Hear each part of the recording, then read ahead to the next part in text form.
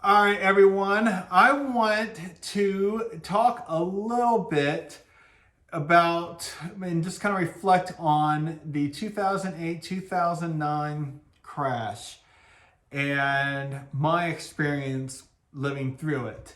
And I'm going to give you my top 10 lessons on what I learned from that. And I want to share it with you guys. But before I go any further, there are three things I want you to do. If you enjoy my videos, like the video. Also, subscribe to the channel for more great content. And then lastly, share it with your friends. There are going to be a lot of friends that you might have that are new to investing, and they really need to hear this message today. And so I really want to get it out there. So let's get a little background story. So if you guys don't remember, maybe you guys were younger and you had no idea what was going on. But basically what had happened was that the market crashed by about 50% during that time. And that was a lot of it was because of over-leveraged real estate. There were a lot of adjustable rate loans that people were getting that they could not afford to pay back. And it just kind of cascaded on, people were just, on and on and on. And it got to the point where it got really, really, really ugly back during that time. And at that time, I had inherited some money. So I had a little bit of a sizable portfolio at the time. And I also was investing. Like I was working as an engineer at the time. I was contributing to my 401k plan, doing all the stuff that you should be doing. And then that hit. So I want to go through kind of my top 10 lessons on what I learned and share those with you. And so the first thing that I want to bring up is number one, cash is king in those situations. And you need to have cash reserves. Here's what I mean. During those times, when you have economic uncertainty and their profits are going down, what do they have to do?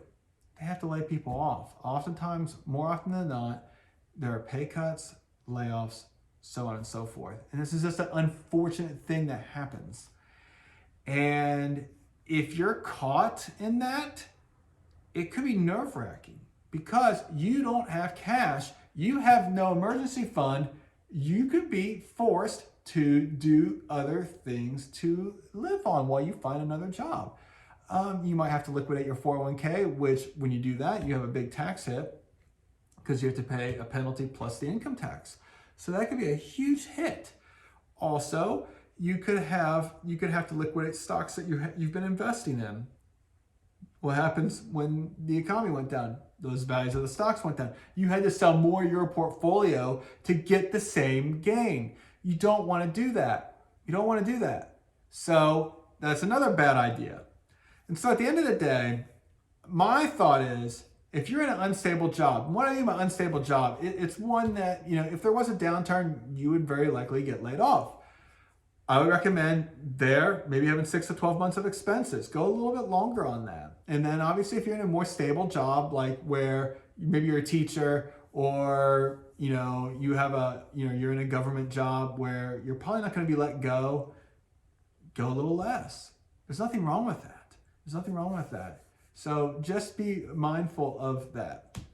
The second lesson, do not poop on bonds. Too many people nowadays say bonds are trash, blah, blah, blah, blah. And you know what? I understand that yields are low, but people focus too much on the yield piece. What they forget and what they don't understand is that with a bond, as the yields go down, the value of the bond goes up. Let me say that again. As interest rates go down, the value of your existing bond goes up. It's inversely correlated. And a lot of times bonds are also inversely correlated to stocks. Why is that? Because what happens is, it's human psychology. Whenever the market takes a dip, what happens? People run to bonds for safety. And we saw it last week. Just last week, when the market was down just a few percentage points, bond yields plummeted because people are buying up bonds. So that means if you were all bonds last week, it was a great week for you. So my encouragement, and this will lead into the next points here, but do not just throw out bonds because they pay 1 or 2%. They could really help your portfolio. And in fact, if you go in the portfolio visualizer, which is a tool that I use, you can literally take a fund like VTSAX, which is a total stock market index fund, run that 100%. Run that against a 70-30 VTSAX VUSUX, which is a long-term bond portfolio. If you do that, you will be shocked at what you see. You will see that the maximum drawdown in that all stock portfolio is about 50%, give or take. If you looked at a 70-30 stock bond split, it was only down to 30%. That could be the difference between you sleeping well at night, maybe a little nervous because you're like, it's gone down 30%, but at least I'm not down 50 like my other friend over here is all in stocks. Okay? Versus, oh my gosh, I'm down 50%, I got to sell everything. You don't want to be that guy. If you are that guy, it didn't matter at that point if you were all stocks or not. You sold off at the bottom and it ran up without you, and now your portfolio is permanently impaired. You don't want to do that. Manage your risk. I cannot say this enough, and too many people ignore it. Do not knock on bonds. Please do not do that. In fact, I will put a link to that study in the caption so that you can see it for yourself and play with it. Play with different allocations. It's a great, great tool to model a portfolio. So that's number 2. Number 3, manage your risk. I kind of talked about that number 2, but again, you want to have a wide variety of assets. If right now, like we didn't have crypto back in 2008, but maybe you have a little crypto, maybe you have some bonds, maybe you have some cash, maybe you got some real estate, and maybe you have stocks. And even within stocks, we can diversify out. We can have our tech, we can have some value stocks like a Berkshire Hathaway or Procter & Gamble, stuff like that to kind of balance it out. Because again, growth stocks might be getting hit, but value stocks might be doing well. And then between U.S., international, emerging markets, you want to have just a broad spectrum there of various investments that you can use, and it will help spread out your risk. You want to manage risk because you ultimately, what your goal is to have some assets where there is a negative correlation. Now, what do I mean by that? A negative correlation means when one asset is going up, the other one is going down. They're negatively correlated. That is exactly what you need and what you want in a portfolio. Again, your goal is to stay invested no matter what. And if that means that you're going to get paper hands selling off when it goes down 50%, that's no good. So please do not do that. Manage your risk. Understand yourself.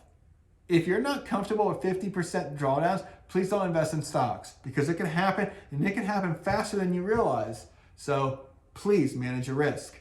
Number 4, diversify. I said this before in the other ones, like just have a broad basket of different investments.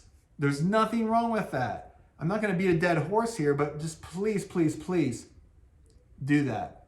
Diversify out. Think various assets. Do not be all in on one stock or all in on, crypto. I don't think that's a good idea. Just my thought.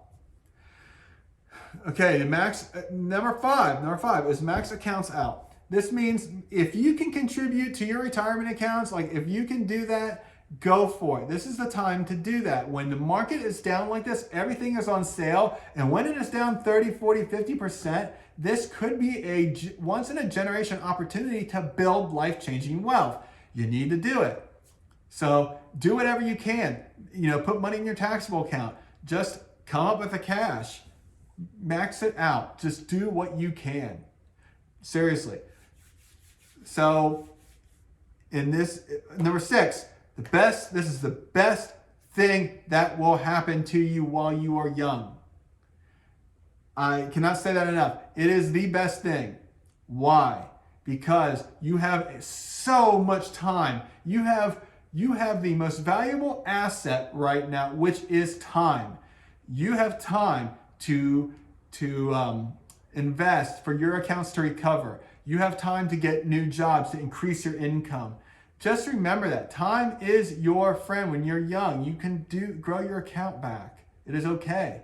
It's when you're 65 years old and your retirement account has gone down that you can't, and you have to live on it, is when you have problems. That's when you need to be managing your risk more. You should always be managing your risk, but especially when you're going to need to draw down on your portfolio. So that's the other thing. So number 7, ignore the media. Listen, I don't care if you're watching Fox Business, Fox News, CNBC, CNN. I don't care. I don't care what it is. You have got to ignore that crap. Why? Because their job is to instill panic so that you will sit there and be glued to them because you want to be informed. It doesn't work. They're there to cause you to panic. They're there to cause you to make bad decisions. If you listen to the media on everything, on stock investing and stock trading, whatever you're doing, you will literally sell low and buy high. Guarantee it. Because that's what they thrive on. When the market is doing great, you might hear a little bit of talking points about, oh yeah, this stock is high flying, it's already gone up 30%. And what do? You go pile into it and it tanks because it ran up. Don't want to do that. Be smart. Ignore the noise. Focus on your investment plan. Sit down with yourself, sit down with a trusted advisor. Focus on your investment plan. That's what you need to do. So number 8, stick to your plan. Stick to your plan. If you have an investment plan, don't let the noise, don't let other people, don't let any other distractions. You stay in a straight line and you focus on you and your plan. Bonus points if you write an investor policy statement, which basically dictates this is how I'm going to invest, this is how I'm going to handle the down markets, this is exactly what I'm going to do, because then it becomes automatic. You don't want to be emotional with your investments. Being emotional with your investments will cause you to lose money. Please do not do that. Okay? So that's the number 8 there. So number 9, can't write. Hedging. Learn to hedge. So I do a little bit of trading, and part of that is that you learn to hedge your capital. Now, what does that mean? Like, that means maybe you hold extra cash. Maybe you learn options and you learn how to write puts, sell puts, buy puts, sell calls. These are all ways that you can hedge your portfolio. Like, if you have an investment in Facebook and you're like, I love Facebook, I love it, I don't want to sell it. Well, you could buy a put against it. If you have more than 100 shares, this is where it would make sense, but you could buy a put to protect you a little bit on the downside. So if the market is going down and you think it's going to go down 20 or 30%, then you can use these options to hedge you, to protect you, so that you won't go down as much. The whole point is not to profit when you go down. The whole point is to make it sure that you don't go down as much as the market does. So just be aware of that. And so then the last thing, and this one's going to take a little bit. Number 10, tax savings. Tax savings are huge. And there are so many opportunities to save on taxes in times like this. Probably one that you haven't even thought of here. So we have our usual tax loss harvesting and tax gain harvesting. Tax loss harvesting, what you're doing is you sell a stock at a loss. You cannot buy it back within a 30-day window before or after, but we'll just focus on the after. You can't do that because what happens is then you will be potentially exposed to a wash sale. A wash sale just means that your loss is disallowed. That loss is added to the cost basis of the stock when you rebuy it back. Don't want to do that. Do not do that. Now, So if you have positions that you have very little conviction in, that you think they're going to keep staying where they're at, or they're going to go down, or you have positions that you have a higher conviction in, yeah, by all means, recognize the losses, pick those up, use that to lower your taxes. Now, there's a limit to it. So your gains and losses net out, and then if you still have a loss after that, you can use up to $3,000 of that loss against ordinary income. So let's play this out. If you have a $10,000 loss, net loss after all gains and everything, $3,000 of that you can use to reduce your income and save on taxes that way. The other $7,000 gets carried forward to future years. So next year you have $7,000. You can use that against gains. Maybe you had $10,000 of gains. You can use $7,000 against that. Now what happens if you only had $2,000 of gains? Well, $2,000 of that $7,000 would be used to offset those, and then you get another $3,000 deduction. So now you've used up 5 of your 7 at that point, and then that just carries on and on and on.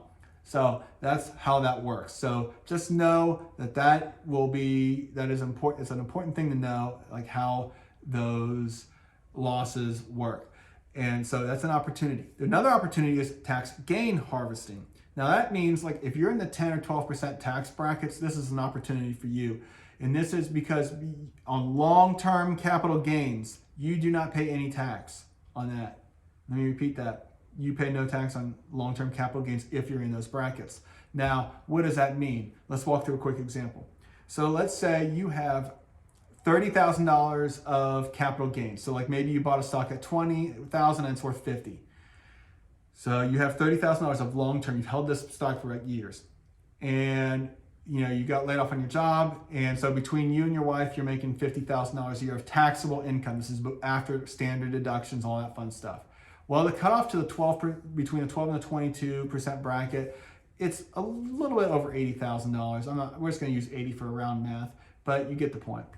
So I have $30,000 between 50 and the 80 that I can use.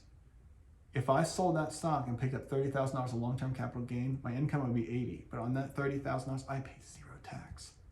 Zero tax. That is the power of tax gain harvesting. And you could literally sell that stock and buy it right back. What happened then? Your basis went up for future years, and you picked up that gain. And you're like, well, I picked up a gain. But guess what? You paid no tax on it. Free money. Take advantage of that stuff. That is easy tax savings. You want to take advantage of that.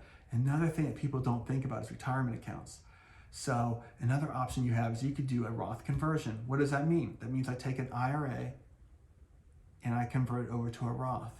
Now, assuming that all of that money in your IRA maybe was rolled over from an old 401k, and you took the tax savings on it. Like, in other words, you put the money in pre-tax and you roll it over to a 401k, you roll it over to a Roth IRA. Well, when you do that rollover, because that money had not been taxed, when you roll it to a Roth, the money does grow tax-free, but you have to pay tax on that income. So you will pick up, if you convert $50,000, you will pick up $50,000 of income, and you will have to pay tax on it, and it's at ordinary income tax rates. What happens? Let's say you go from $100,000, okay? And you go down to 50. I can convert. Before, if I converted my entire IRA, I had to convert $100,000, right? I had to pay tax on $100,000. I can convert 50 now. Move it over. Pay less tax. Obviously, the tax on $50,000 of income is going to be less. I could move that over. And then the great part is, after that, it grows tax-free. Now, I recommend that you use money in other accounts to pay the tax. So make sure that you can afford to pay it without having to use your IRA money. But if you can do that, that is a powerful, powerful compounding tool, powerful tax savings tool there. Please don't sleep on that. So in summary, those are my lessons. I want to share them with you. If you have questions, you be sure to drop them in the comments. I really want to help as many people as I can. And coming from somebody that was in 2008, 2009, actively working and investing, I want to share my experience with you all. So you all have a great day. Again, thanks for watching. I appreciate it. And if you have questions, don't be afraid to ask.